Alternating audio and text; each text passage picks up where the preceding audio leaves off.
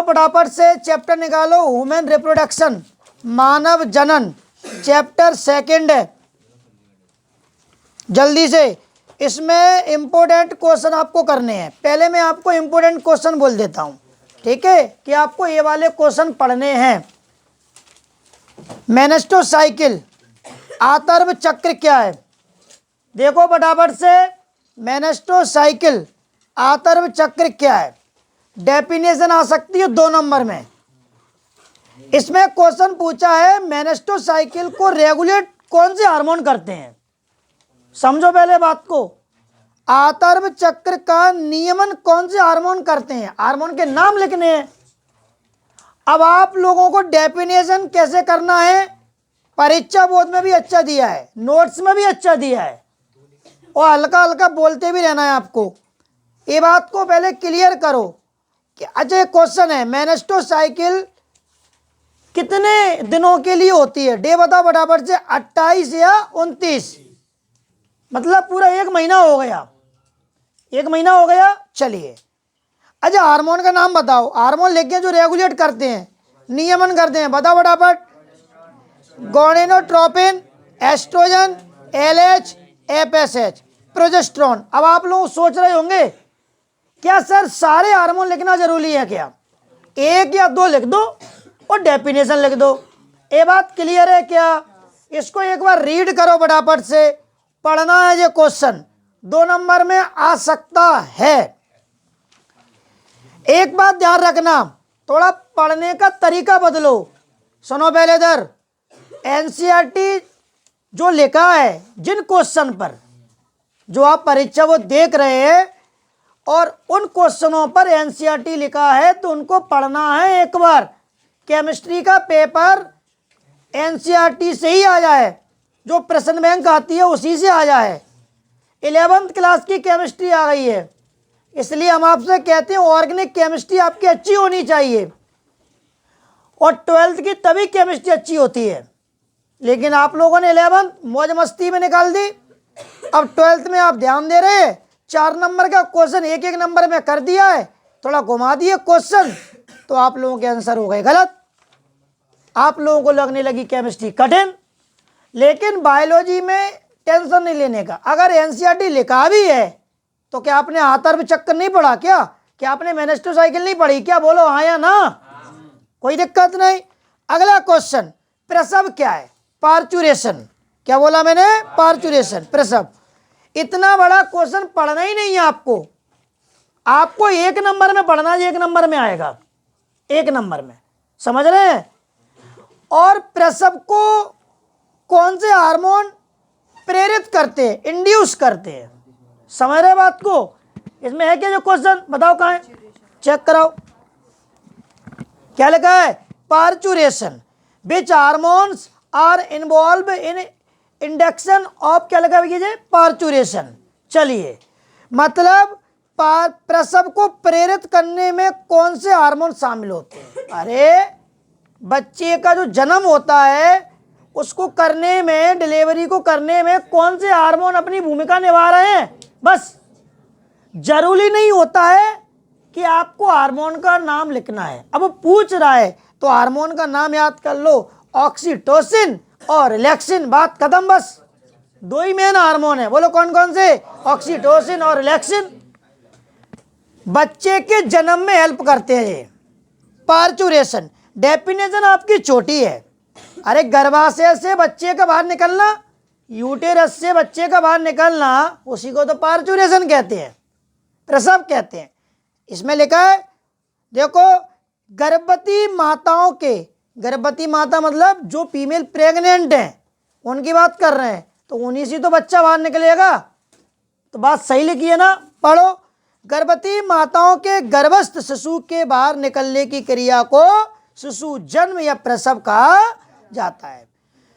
देखिए बच्चों, हार्मोन के नाम नीचे लिखे हैं, एस्ट्रोजन लिखा है, ऑक्सीटोसिन लिखा है, कॉर्टिसोल लिखा है, और रिलैक्सिन भी होता है। समझ रहे हैं आप? बोलो हाँ या ना। तो आपको याद करना है। अब प्लेसेंटा किसे कहते हैं? प्लेसेंटा के कार्य लिखिए, इंपॉर्टेंट क्वेश्चन है भैया। प्लेसेंटा अपरा कहते हैं हिंदी में, पहले क्वेश्चन को समझ लो, सुन लो। इंपॉर्टेंट क्वेश्चन है, 2 नंबर में आ सकता है, 3 नंबर में आ सकता है। मुझे लगता है 3 नंबर में तो नहीं आ सकता ये, 2 नंबर में, ऑब्जेक्ट में, फिल ब्लैंक्स में, कहीं भी आ सकता है ये। 1 नंबर में आ जाए, 2 नंबर में आ जाए, फंक्शन आ जाएगा प्लेसेंटा। मन से सोचो क्या करता है प्लेसेंटा। आपको मालूम है, माँ से अगर बच्चे को भोजन जाना है, न्यूट्रिशन पोषण में हेल्प कर रहा है, ऑक्सीजन का ट्रांसपोर्ट कर रहा है, समझ रहे बात को, ब्लड का ट्रांसपोर्ट कर रहा है, तो और क्या है प्लेसेंटा। तो आप लोग प्लेसेंटा किसे कहते हैं, ये भी डेफिनेशन लिखिए और कार लिखिए।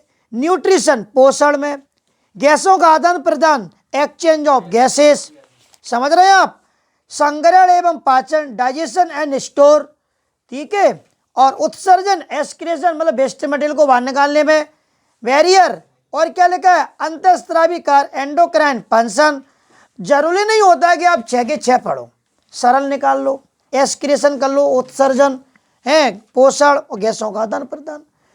उसके अंदर जो लिखा है वो भी नहीं लिखना आपको, आप तो बस अपरागेकार फंक्शन ऑफ प्लेसेंटा लिख दो वहाँ पर। Nutrition, number 2 exchange of gases, number 3 लिख दो आप डाइजेशन एंड स्टोरेज, नंबर 4 लिख दो आप एक्सक्रीशन, बात खत्म। प्लेसेंटा कैसे बनता है ये नोट्स में भी है और परीक्षा बोर्ड में भी है, ऐसे ही क्वेश्चन आ जाते हैं। इसमें 4 नंबर का क्वेश्चन है तो आपको ये नहीं करना है, उस पर लिखा जरूर एनसीईआरटी है। और क्वेश्चन क्या है, हमारे समाज में लड़कियों को जन्म देने का दोष महिलाओं को दिया जाता है, लड़कियों को जन्म देने का दोष महिलाओं को दिया जाता है। क्वेश्चन समझो पहले, ये नोट्स का क्वेश्चन नहीं है, जो परीक्षा बोर्ड का क्वेश्चन है, उस पर एनसीईआरटी भी लिखा है। लड़कियां जो हो रही हैं वो किसको दोष देते अपन, माँ को। बताइए कि यह कार्य सही नहीं है, मतलब यह क्यों सही नहीं है। पहली बात तो आप जी बताइए, एक्स वाई क्रोमोसोम किस में होते हैं, मेल में 23 पेयर, और फीमेल में तो एक ही टाइप के क्रोमोसोम होते हैं एक्स। वो बात अलग है कि 23 पेयर जो है एक्स एक्स होता है, लेकिन एक ही टाइप का क्रोमोसोम तो एक्स। मेल में 2 टाइप के हैं, एक्स और वाई। तो बताइए फीमेल को कैसे दोष देंगे। सुनो पहले इधर, अगर मेल का बाय फीमेल के एक्स से मिल गया तो बन गया लड़का। अगर मेल का एक्स फीमेल के एक्स से मिल गया तो बन गया लड़की। तो किसको दोष देना चाहिए, मेल को। किसको देंगे, मेल को। लेकिन हमारे समाज में किसको दोष देते हैं, फीमेल को, जो कि गलत है। समझ रहे हैं आप। तो ऐसे क्वेश्चन आ भी सकते हैं और नहीं भी आ सकते हैं एनसीईआरटी का। अब आप कहेंगे देखो दिमाग लगाओ थोड़ा सा नेक, ये क्वेश्चन सरल ही है ना, थोड़ा दिमाग लगाओ, बिल्कुल धोंधू पप्पू की तरह नहीं बैठना है, और फिर क्या आना भी नहीं है और चिल्लाना भी नहीं है, सर ने नहीं पढ़ाया, हमने भी नहीं पढ़ा, सर ने कटवा दिया, इम्पोर्टेंट नहीं था। तो क्वेश्चन पूछ भी क्या रहा है वो, कि जो लड़कियां पैदा हो रही हैं वो महिला उसकी दोषी है, लेकिन जो कि गलत है। इसके दोषी कौन होना चाहिए, मेल, क्योंकि हमको मेल से एक्स और वाई क्रोमोसोम मिल रहा है। तो क्वेश्चन वही पूछ रहा है, लिंग निर्धारण, सेक्स डिटर्मिनेशन, क्वेश्चन तो वही है। और आपको कल ही बताया था मैंने, गैमिट युग्मक हैप्लॉइड होते हैं। कैसे होते हैं, अगुणित हैप्लॉइड। अजय हैप्लॉइड का मतलब कितने क्रोमोसोम होंगे, 23। पेयर मत बोल देना, 23 मतलब 23 गुणसूत्र स्पर्म में होंगे और 23 किस में होंगे, ओवम अंडाणु में होंगे। समझ रहे हैं आप। जायगोट कैसा होता है, बोलो बड़ा डिप्लॉइड, बोलो। और क्रोमोसोम कितने होंगे, 46। और कैसा होगा जायगोट, यूनिसेलुलर, एक कोशिकीय होता है। अच्छा एक बात बताइए, जायगोट के बाद क्या बनता है, एम्ब्रियो, भ्रूण। कैसा होगा, डिप्लॉइड, 46 क्रोमोसोम, पेयर में 23 पेयर। एक बात बताओ, ये जो एम्ब्रियो है, भ्रूण है, वो मल्टी सेलुलर, बहुकोशिकीय होता है। कैसा होता है, बहुकोशिकीय है। तो इस टाइप के क्वेश्चन आ जाते हैं, समझ रहे हैं। एक क्वेश्चन देखो अभी आपको बोर्ड पर करके दिखाता हूं। कपड़ा कहाँ गया साफ करने वाला? इधर रखा था ना। अरे जाओ, यही कहीं रखा था मैंने। चलो चलो मिल गया। अब बातें नहीं, बातें करने आए। आवाज नहीं आनी चाहिए, बिल्कुल। आवाज आपकी तब आनी चाहिए जब मैं बोलूं कि बोलो।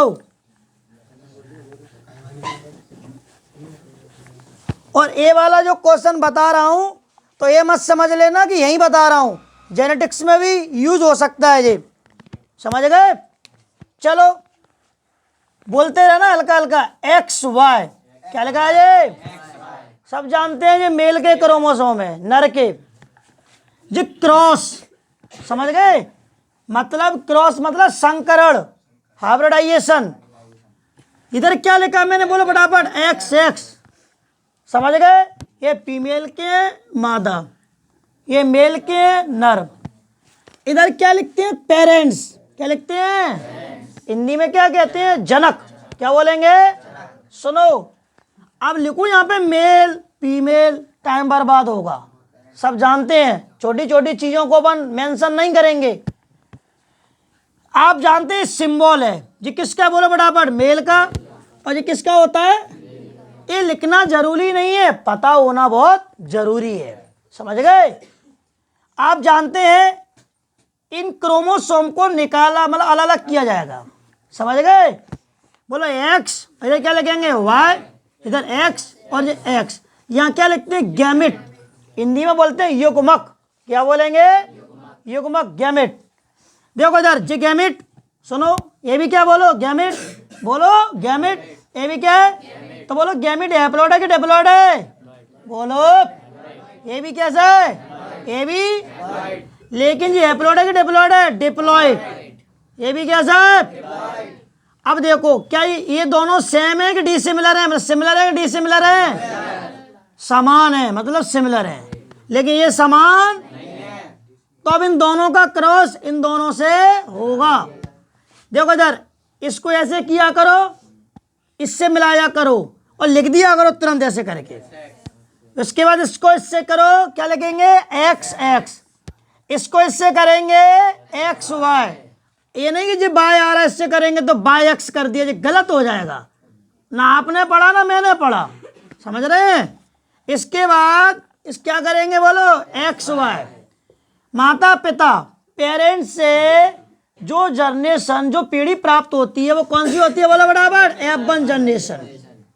F1 पीढ़ी, जनरेशन को पीढ़ी कहते हैं, समझ रहे हैं आप? सुनो पहले, अब बताइए यहाँ पर ये 50%, और ये भी क्या है? 50%। ये क्या है? गर्ल्स, लड़की। ये क्या है? Male, boys. तो बताइए इसको क्या लिखेंगे? फीमेल। और इसको क्या लिखेंगे? मेल। लेकिन जो संतान है तो जो फीमेल ऑफ स्प्रिन और जो मेल ऑफ स्प्रिन, नर संतान मादा संतान।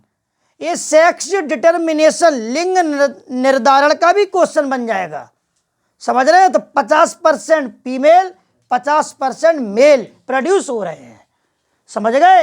अब वो क्वेश्चन कहां से काटे ना, घुमा दिया है बस और आप लोग टेंशन ले गए।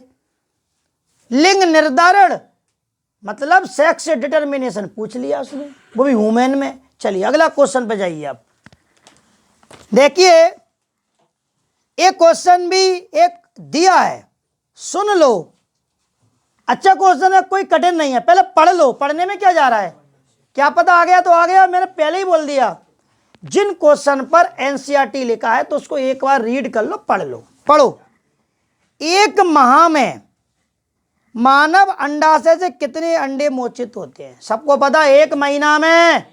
इधर सुनो पहले, एक महीने में फीमेल की ओवरी से कितने ओवम रिलीज होते हैं? बोलो फटाफट। जी सबको पता है, बहुत अच्छी बात। आगे पढ़ो। यदि माता ने समरूप जुड़वा बच्चों को जन्म दिया हो तो आप क्या सोचते हैं? मान लो अगर किसी माँ ने जुड़वा बच्चों को जन्म दे दिया और हमने क्या पढ़ लिया? एक महीना में एक ओवम रिलीज होता है, ठीक है, लेकिन उस माँ ने जुड़वा बच्चों को जन्म दे दिया। चलो आगे देखो, क्वेश्चन को पढ़ा करो कि वो बोल क्या रहा है। कि कितने अंडे मोचित हुए होंगे। अपने मन में जा रहा है कि 2 हुए होंगे, कितने होता एक ही है। क्या आप उत्तर बदलेगा यदि जन्मे हुए जुड़वा बच्चे द्विअंडज यमज हो। थोड़ा हिंदी में वैसे लिखा है, इंग्लिश में क्या लिखा है, इंग्लिश में पढ़ने दो। कहाँ है question, era. How many egg are release by human ovary in a month. How many egg do you think would have been release if the mother gave birth to identical twins. Will your answer change if the twins born were fraternal। चलो भैया, तो जरा इस question को समझो, क्या बोला उसने। देखिए, प्रति माह आतर्व चक्र में अंडाशय से एक अंडाणु मोचित होता है, ये सबको पता है। मेनिस्टो साइकिल आपको मैंने पढ़ाई है कि नहीं पढ़ाई है। उसमें 1 महीने में होती है, उसके 14वें दिन 40 दिन ओवम रिलीज होता है। आगे सुनिए, समरूप जुड़वा बच्चों को यदि किसी माता ने जन्म दिया हो तो 2 अंडे मोचित हुए होंगे। कितने, 2। आगे देखो, यदि जुड़वा बच्चे, क्या लगा भैया, यदि जुड़वा बच्चे द्विअंडज यमज हो तो भी यह उत्तर होगा। हाँ मतलब, अरे 2 ओवम रिलीज होंगे। कितने, 2 ओवम हो जाते हैं, ऐसी कोई बात नहीं है। बायोलॉजी है, समरूप है, दोनों बच्चे जुड़वा हुए ना। क्वेश्चन को पढ़ो ना पहले, उसको क्या बोला है उसने, कि मतलब 1 महीने में ओवरी से एक ही ओवम रिलीज हो रहा है, अच्छी बात है। अब क्या कह रहा है, समरूप जुड़वा बच्चों को यदि किसी माता ने जन्म दिया है, मतलब कोई माँ ने दोनों बच्चों को जन्म दिया है, समरूप मतलब समान। अब आगे क्या लिखा है, तो 2 अंडे मोचित हुए होंगे। कितने रिलीज हुए होंगे, 2 हो जाते हैं, 2 रिलीज। वैसे 1 होता है लेकिन 2 भी हो गए, तभी तो जुड़वा बच्चे होंगे। चलिए बात खत्म बस। लेकिन ऐसे क्वेश्चन देखो जो एनसीईआरटी के हैं, जो सीबीएसई वाले बच्चे होते हैं, उनके लिए आ जाते हैं, तो आपके लिए भी आ जाएंगे जी। आप भी तो स्टूडेंट हो, आप भी तो एनसीईआरटी पढ़ रहे हो, तो आपके लिए भी आ सकता है तो। लेकिन मेरे हिसाब से नहीं आना चाहिए, और मैं ऐसा कह नहीं सकता कि नहीं आना चाहिए, कोई भरोसा नहीं है। मैं नहीं भरोसा करता भाई एमपी बोर्ड वालों पे, उनको क्वेश्चन मिल नहीं रहे तो वो आपको ऐसे क्वेश्चन देंगे। तो सुन लो पहले इसमें है क्या, वो 1 महीने में ओवरी से एक ओवम रिलीज हो रहा है तो 1 बच्चा होगा। अब मान लो कोई माँ ने 2 बच्चों को जन्म दे दिया, जुड़वा बच्चे हैं, दोनों समान है, तो मतलब 2 ओवम रिलीज हुए होंगे, बात खत्म बस। चलिए अगला क्वेश्चन सरल है, जल्दी से देखो फटाफट और सुनते जाइए सब लोग।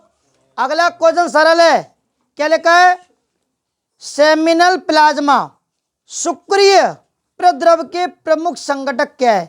6वां क्वेश्चन है परीक्षा बोर्ड में, सेमिनल प्लाज्मा, उसके कंपोनेंट पूछ रहा है, घटक पूछ रहा है, इसको भी जोर देना है पढ़ने में।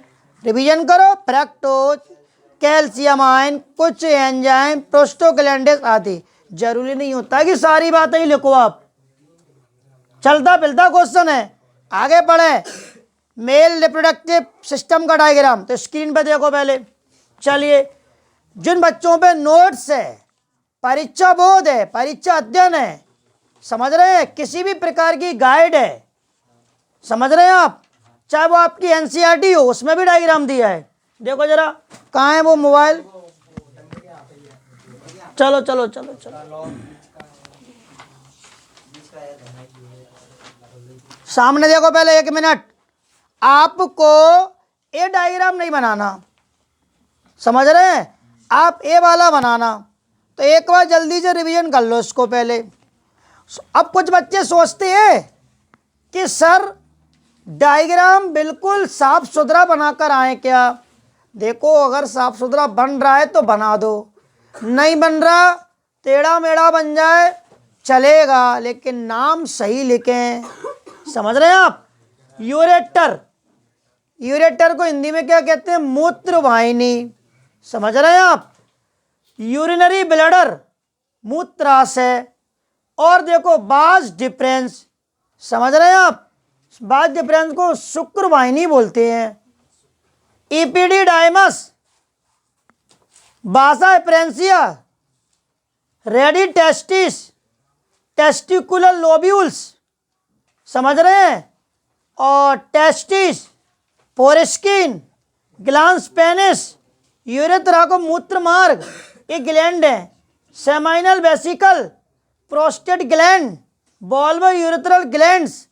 एक बात ध्यान रखना, एक आध दो नाम नहीं लिख पाए, भूल जाएं, चलेगा, ऐसा कोई टेंशन लेने का काम नहीं है, समझ रहे हैं आप। तो जो मेल रिप्रोडक्टिव सिस्टम का डायग्राम है, किसका डायग्राम है ये, फीमेल रिप्रोडक्टिव सिस्टम का डायग्राम भी आएगा। तो सुन लो मेरी एक बात और, ऐसा तो है नहीं है कि मेल रिप्रोडक्टिव सिस्टम का डायग्राम आएगा तो उसके और में भी तो आएगा डायग्राम, आएगा कि नहीं आएगा। चलो फीमेल रिप्रोडक्टिव सिस्टम का डायग्राम तो सरल है, एक बार माइंड सेट करो, पहले इसकी इमेज बनाओ अपने ब्रेन में, मेमोरी सेल बनाओ, uterine fundus, uterine cavity, isthmus, ampulla, infundibulum, fallopian tube, fimbriae, ovary, cervix, cervical canal, vagina, endometrium, myometrium, perimetrium. ये जरूरी नहीं है एंडोमेट्रियम, मायोमेट्रियम, पेरीमेट्रियम लिखना। यूटेरस के 3 पार्ट होते हैं, इसमें 2 ही दिख रहे हैं एनसीईआरटी में, फंडस और सर्विक्स। एक और होता है बॉडी, क्या होता है, बीच में होता है वो, यहाँ पर होता है जो आप देख रहे हैं इधर, जे समझ रहे हैं। चलिए अगला क्वेश्चन देखो फटाफट से, क्या लिखा है, टेस्टिस और ओवरी के बारे में 2-2 फंक्शन लिखो, टेस्टिस के बारे में और किसके बारे में, ओवरी के बारे में। मुझे लगता है कि ये एनसीईआरटी लिखा है, लेकिन आ जाता है कभी कभार 1-2 नंबर में, तो बेजी पढ़ो ना उसको पहले। शुक्राणुओं का निर्माण करना, किसका निर्माण करना, शुक्राणुओं का निर्माण करना, production of sperm by seminiferous tubules, और क्या लिखा भैया, production of male sex hormone testosterone by Leydig cells. अब आया फटाफट function of ovary, production of ovum या एग या ova, production of female sex hormone estrogen and, क्या कठिन क्या है मुझे ये बताओ, कौन नहीं जानता। अच्छा एक बात बताइए, स्पर्म की फैक्ट्री है कौन, फैक्ट्री है कौन, टेस्टिस। ओवम की फैक्ट्री है कौन, ओवरी। ऐसा तो है नहीं है कि ओवम किडनी में बनेगा, कि लीवर में बनेगा, कि लंग्स में बनेगा, कि हार्ट में बनेगा, इतना तो हमें कॉमन सेंस होना चाहिए। और मेल सेक्स हार्मोन का प्रोडक्शन उत्पादन कहाँ होगा, टेस्टिस में। और जरूरी नहीं है कि आप भाई हार्मोन का नाम लिखें, ऐसा कुछ नहीं है, बस इतना लिख दो, नर लिंग हार्मोन का उत्पादन टेस्टिस में होता है, वृषण में, बस आपको ना याद है हार्मोन का नाम तो लिख दो। चलिए अगला क्वेश्चन 10 नंबर का, ये काट दो, ये हमारी पक्की गारंटी है कि नहीं आएगा, ये टेस्टिस का डायग्राम है, समझ रहे हैं, इसको नहीं करेंगे आप, और आ भी जाए तो आप करना भी नहीं, इसके और वाला कर देना, ठीक है, नहीं आएगा, ये चैप्टर बहुत दमदार है, इंपॉर्टेंट है। और चलिए जल्दी से, हाँ भैया ओवरी का डायग्राम, ओवरी का डायग्राम एनसीईआरटी में दिया है, क्योंकि ध्यान रखना एनसीईआरटी में टेस्टिस का डायग्राम नहीं है। ए भैया चोरा सुन ले, टेस्टिस का डायग्राम एनसीईआरटी में नहीं है, इसलिए नहीं आएगा। ओवरी का थोड़ा डर लग रहा है, आ सकता है, तो देखो मैं बता देता हूँ, ऊपर ऊपर से देख लो आप। जे भैया ओवरी का डायग्राम है मेरे प्यारे बच्चों। अब आप लोग एक ओवरी बनाना, वैसे मैंने भी डायग्राम बनवाया था क्लासों में, ओवरी का डायग्राम बनाना और नाम लिख देना, नहीं वरना इसके और में भी तो आएगा डायग्राम जो ओवरी का डायग्राम है, समझ रहे हैं। चलिए इसके बाद अब अरे ये वाला देखो भैया, स्पर्मेटोजेनेसिस एंड oogenesis। पहले मैं इस क्वेश्चन को पढ़ा दूं जरा, तब हम बात करेंगे इस पर, डिफरेंस भी और वो भी। और एक बात ध्यान रखना, इसका डायग्राम है, इसका डायग्राम आपके नोट्स में दिया है, थ्योरी आप परीक्षा बोर्ड से बिल्कुल मत करना, डिफरेंस की नहीं कह रहा मैं, उसका क्वेश्चन भी है यहाँ, तो वो तो बहुत बड़ा बड़ा दिया इसमें, तो समझ रहे हैं आप, सही चल रहा है क्या। हाँ बिल्कुल सुनूंगा, बोल कौन सा वाला, अरे तो बोल सकते हो ना, अल्लाह देव जरा, कौन सा अरे मीनोपॉज कोई दिक्कत नहीं है, इसको मत करना, इसमें ऑब्जेक्ट आ सकता है। 45 से सुन लो 45, अब सुन लोगे मैं समझ गया। 45 से लेके 50, मतलब 45 से 50 साल के बाद कोई भी महिला बच्चे को जन्म नहीं दे सकती। समझ रहे बात को? इसी को कहते हैं मीनोपॉज, ध्यान रखना। बात खत्म। और बताइए प्यूबर्टी कब से स्टार्ट होती है? 12 से 13 वर्ष, परीक्षा बोर्ड में लिखा है ये, ठीक है।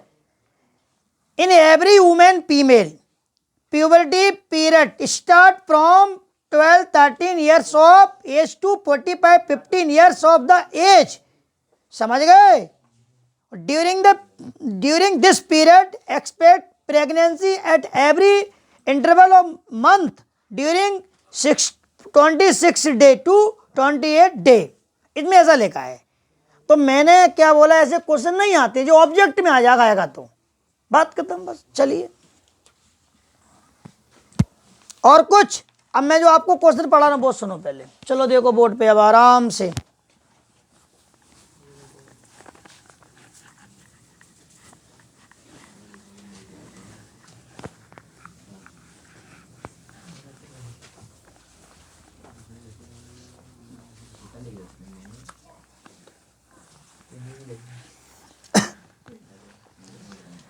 पहले स्पर्मेटोजेनेसिस, सब लोग ध्यान से सुन लो।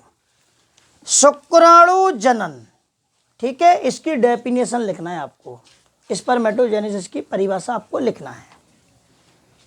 शुक्राणु बनने की क्रिया को शुक्राणु जनन कहते हैं। शुक्राणु का निर्माण वृषण की सेमिनिफेरस नलिकाओं में होता है। बात खत्म, बस। इंग्लिश मीडियम वाले आप लोग जानते हैं, formation of sperm is called spermatogenesis. और स्पर्मेटोजेनेसिस की प्रोसेस कहाँ होती है? टेस्टिस की सेमिनिफेरस ट्यूबल्स में। बात खत्म। इसके बाद इसमें 3 फेस होती हैं, या 3 स्टेज होती हैं। मल्टीप्लिकेशन फेस, गुणन प्रवस्था, ग्रोथ फेस, वृद्धि प्रवस्था, परिपक्व प्रवस्था, मैच्योरेशन फेस। तीनों की डेफिनेशन लिखी जाएगी, जो कि आपकी नोट्स में सरल है, मैंने टिक भी करवाई थी, आपको कहाँ तक पढ़ना है। परीक्षा बोर्ड में बहुत बड़ा क्वेश्चन है, आपको नहीं करना, थोड़ा बहुत पढ़ना पड़ता है। इसका डायग्राम आता है, देखो जरा, पहले जल्दी बनाऊंगा, ज़्यादा टाइम खराब नहीं करूंगा। सबके पास रजिस्टर में पहले से ही डायग्राम बना हुआ है, यहाँ थोड़ा रिवीजन कर रहे हैं। देखो जरा, पहले मैं आपको स्पर्मेटोजेनेसिस पढ़ा रहा हूँ। स्पर्मेटोजेनेसिस, शुक्राणु जनन, ठीक है बच्चों। इधर देखो, आपको ऐसे डायग्राम बनाना है। देखो ये डायग्राम बनाना है भैया, ऐसे ये आपको डायग्राम बनाना है ऐसे करके, ठीक है। बोलो बना दोगे क्या? इसका नाम लिखना है जरा। उसको बोलते हैं जर्मिनल इपिथीलियम। क्या बोलेंगे? पहले इंग्लिश तो बोल लो, जर्मिनल इपिथीलियम। हिंदी में कहते हैं जनन उपकला। इसका क्या नाम है? Primary germ cell. क्या बोलेंगे? प्राथमिक जनन कोशिका। क्या बोलेंगे? एक और नाम भी है, जनन कोशिका, जर्मिनल सेल। क्या बोलेंगे? आपको एक ही नाम लिखना है। और ये सेल बोलो फटाफट, कैसी होती है? बोलो डिप्लॉइड। कैसी होती है? द्विगुणित। कैसी होती है? और इस सेल का शेप कैसा होता है? आकार कैसा होता है? क्यूब शेप, घन के आकार की कोशिका है ये। घन के आकार की कोशिका है, क्यूब शेप की है, क्यूबॉइड शेप। समझ गए? इधर देखो, इसमें कौन सा पहले तो होगा माइटोसिस डिवीजन। कौन सा होगा भैया? माइटोसिस डिवीजन होगा। समसूत्री विभाजन, कुछ जगह लिखा रहता है माइटोटिक डिवीजन, वही है हिंदी में समसूत्री विभाजन। वो भी किसमें होता है? Primary germ cell, primary germ, प्राथमिक जनन कोशिका, यह जनन कोशिका, जर्मिनल सेल, जो डिप्लॉइड है, द्विगुणित है। एक एक बात को सुनना ध्यान से। इसके बाद क्या बनेंगे? बोलो फटाफट से। जे बनेंगे स्पर्मेटो, जिस समझने के लिए बनाते हैं, बनते तो बहुत सारे हैं। नाम क्या है इनका? स्पर्मेटोगोनिया। बोलो स्पर्मेटोगोनिया। अगर मैं एक अकेले को बोलूंगा सिंगुलर को तो क्या बोलूंगा? Spermatogonium, spermatogonium. और बहुवचन बोलूंगा तो स्पर्मेटोगोनिया। बोलो सब कैसे होंगे? बोलो डिप्लॉइड। क्यों होंगे? क्योंकि ये भी कौन सा डिवीजन हो रहा है? Mitosis division.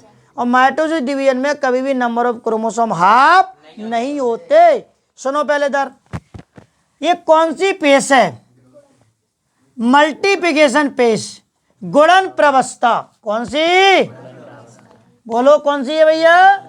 गुणन प्रवस्था। इस यहाँ पर नाम लिखा जाता है स्पर्मेटोगोनिया।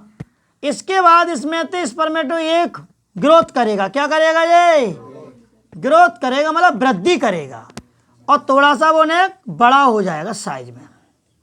समझ गए? इसी को बोलते हैं ग्रोथ पेज। क्या बोलेंगे? बोलो ग्रोथ पेज। नाम होगा इसका प्राइमरी स्पर्मेटोसाइट। क्या नाम होगा? हिंदी में प्राथमिक स्पर्मेटोसाइट, प्राथमिक स्पर्मेटोसाइट। इंग्लिश में नाम क्या है? Primary spermatocyte. कैसा होगा? बोलो डिप्लॉइड। अभी तो ग्रोथ हो रही है, वृद्धि हो रही है, मतलब वो उसके अंदर ग्रोथ हो रही है, वृद्धि हो रही है, पोषण वगैरह, न्यूट्रिशन वगैरह, समझ गए? ये सब चीजें बढ़ रही हैं तो साइज बढ़ गया। नाम क्या है? प्राइमरी स्पर्मेटोसाइट, प्राथमिक स्पर्मेटोसाइट जो डिप्लॉइड है। अब इसमें डिवीजन होगा मेरे प्यारे बच्चों। कौन सा? मियोसिस फर्स्ट होगा, मतलब मियोसिस डिवीजन फर्स्ट होगा। तो देखो पहले एक सेल से कितनी सेल बनती है? बोलो फटाफट। 2। नाम क्या है दोनों का? Secondary spermatocyte. क्या नाम होगा? और दोनों कैसे होंगे? बोलो फटाफट। हैप्लॉइड। मैं इधर लिख रहा हूँ हैप्लॉइड, इनके नीचे भी लिख सकते हैं। ये भी सेकेंडरी स्पर्मेटोसाइट, ए भी सेकेंडरी स्पर्मेटोसाइट, ए भी हैप्लॉइड, ए भी हैप्लॉइड। अब इसमें कौन सा होगा? बोलो फटाफट। मियोसिस डिवीजन सेकंड होगा। कौन सा होगा? बोलो एक सेल से कितनी बन गई? बोलो फटाफट। 2। कितनी बन गई? और चारों का नाम होगा स्पर्मेटिड। क्या होगा? लेकिन अपन बहुवचन में लिखेंगे तो स्पर्मेटिड्स। समझ गए? और यहाँ पे कैसे बनेंगे चारों? बोलो हैप्लॉइड। बाद में इसको बोलते हैं यहां से लेके यहां तक कौन सी पेश है? बोलो मैचुरेशन पेश, परिपक्वन प्रवस्था। इसके बाद ये डेवलप होंगे, अब चेंज होंगे। क्या बनेगा? स्पर्म। क्या बनेगा? स्पर्म बन गया भैया, स्पर्म बन गया। ये स्पर्म कैसा होगा? बोलो फटाफट। हैप्लॉइड। कैसा होगा? अब फिर से सुन लो। शुक्राणु जनन, क्या बोला मैंने? शुक्राणु जनन, स्पर्मेटोजेनेसिस की प्रोसेस है ये। इसमें 3 स्टेप होती हैं। मल्टीप्लिकेशन पेज, गुणन प्रवस्था, ग्रोथ पेज, वृद्धि प्रवस्था, मैचुरेशन पेज, परिपक्वन प्रवस्था। आपको एक बात ध्यान रखना है, एक प्राइमरी स्पर्मेटोसाइट, क्वेश्चन कैसे आते हैं वो सुनना है। एक primary spermatocyte, each primary spermatocyte से कितने स्पर्म बन रहे हैं? बोलो फटाफट से। 4। कितने बन रहे हैं? फाइनली 4 बन रहे हैं ना। या पूछ लेंगे कितने स्पर्मेटेड बन रहे हैं? 4। कितने? 4 बन रहे हैं। प्राइमरी स्पर्मेटोसाइट आपका डिप्लॉइड है, लेकिन स्पर्म कैसे हैं आपके? हैप्लॉइड। समझ गए? पूछ लेंगे ईच स्पर्मेटोगोनियम, ईच स्पर्मेटोगोनियम, प्रत्येक स्पर्मेटोगोनियम से कितने स्पर्म बन रहे हैं? 4। कितने? ईच स्पर्मेटोगोनियम कैसा है? हैप्लॉइड की डिप्लॉइड? डिप्लॉइड। लेकिन स्पर्म कैसे है? हैप्लॉइड। और आपको मालूम है स्पर्मेटोगोनियम कहां से बन रहे हैं? प्राइमरी जर्म सेल में माइटोसिस डिवीजन हो रहा है। इस प्रोसेस में कितने डिवीजन हो रहे हैं? 2। पहले कौन सा हो रहा है? Mitosis division. फिर कौन सा हो रहा है? Meiosis division. और कल मैंने आपको बताया भी था कि जो गैमेट बनते हैं, युग्मक बनते हैं, नाम क्या है? स्पर्म, शुक्राणु, वो कौन से डिवीजन का रिजल्ट है? तो बोलोगे मियोसिस डिवीजन का रिजल्ट है। किसका? मियोसिस डिवीजन का रिजल्ट है। समझ रहे हैं आप? क्वेश्चन आता है कि आपके पास प्राइमरी स्पर्मेटोसाइट 50 है। कितने? ऐसे आते हैं क्वेश्चन। कितने हैं? आज मान लो 100 मान लो आप। प्राइमरी स्पर्मेटोसाइट कितने अपने पास? तो बताइए कितने स्पर्म बनेंगे? बोलो। भाई आपके पास प्राइमरी स्पर्मेटोसाइट कितने हैं? 100। कितने हैं? तो बताइए कितने स्पर्म बनेंगे? अच्छा, एक से कितने बनते हैं? 4। तो 100 से कितने बनेंगे? तो 400। कितने बनेंगे? 400। ऐसे क्वेश्चन आते हैं, समझ गए? बोलो, अगर मैं पूछूं सेकेंडरी स्पर्मेटोसाइट कितने बनेंगे? एक से कितने बनते हैं? 2। तो 100 से कितने बनेंगे? 200 बनेंगे। कितने बनेंगे? अगर आपके पास ध्यान से सुनते जाना, अगर आपके पास प्राइमरी जो स्पर्मेटोसाइट 50 है, कितने? तो बताओ कितने स्पर्म बनेंगे? बोलो, एक से कितने बनते हैं? 4। तो 50 गुणा 4 कितने आ गए? 200। कितने? समझ रहे हैं आप? और जो सेकेंडरी स्पर्मेटोसाइट कितने बनेंगे? 100। कितने बनेंगे? 100 बनेंगे। कोई दिक्कत? ऐसे क्वेश्चन आते हैं फिर, समझ रहे हैं आप? चलिए, अब मैं आपको लेकर चलता हूं oogenesis। उसमें क्या अंतर करना है वो मैं देखो यही कर देता हूं, ज्यादा कुछ नहीं कर रहा मैं खास। देखो इधर, वो भी सरल ही है।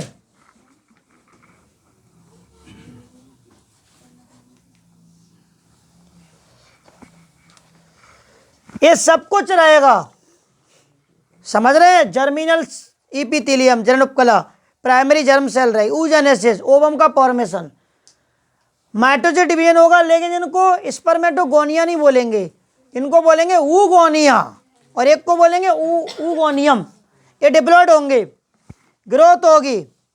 क्या बनेगा ये? Primary oocyte। क्या बनेगा ये? प्राइमरी। कैसा बनेगा बोलो? डिप्लॉयड। एक बात ध्यान रखना, oogenesis में ग्रोथ फेस बड़ी होती है। ग्रोथ फेस कैसी होती है? बड़ी। और स्पर्मेटोजेनेसिस में ग्रोथ फेस कैसी होती है? छोटी। देखिए बच्चों, इसमें होगा, मैं शॉर्ट में लिख रहा हूं, मियोसिस डिवीजन फर्स्ट इसमें होगा। तो बच्चों इसमें से एक बनेगी बड़ी सेल और एक बनेगी छोटी। जो बड़ी बनती है वो सेकेंडरी oocyte, और जो छोटी बनती है पोलर बॉडी फर्स्ट। तो फर्स्ट डिवीजन हो रहा है इसमें। ये भी एप्लॉइड और ये भी एप्लॉइड, समझ रहे हैं आप? अब सुनो, पहले सेकेंडरी oocyte में मियोसिस डिवीजन सेकंड तभी होगा जब इसके कांटेक्ट में स्पर्म आएगा। दोबारा सुन लो पहले, सेकेंडरी oocyte जो हैप्लॉइड है, इसमें मियोसिस डिवीजन सेकंड तभी होगा जब इसके कांटेक्ट में कौन आएगा? स्पर्म, शुक्राणु, वरना नहीं होगा। इसमें होगा meiosis division second. Polar body से पोलर ही बॉडी बनेंगी। क्या बनेंगी? लेकिन कौन सी बनेंगी? सेकंड। पोलर बॉडी कौन सी बनेंगी बोला बराबर? सेकंड। ये भी एप्लॉइड, ये भी एप्लॉइड। क्वेश्चन आता है oogenesis प्रोसेस में कितनी पोलर बॉडी बनती है? या तो 2, कितनी? फाइनल आंसर ये माना जाएगा, या फिर 3, या तो 2 या तो 3। अब तुम कहोगे 3 कहां बन रही हैं? ये भी तो 2 ही दिख रही हैं सर। अगर मान लो इसके कांटेक्ट में स्पर्म आ गया तो एक और पोलर बॉडी बनेगी, लेकिन इससे पहले इसमें क्या बनेगा? ओवम। क्या है ये?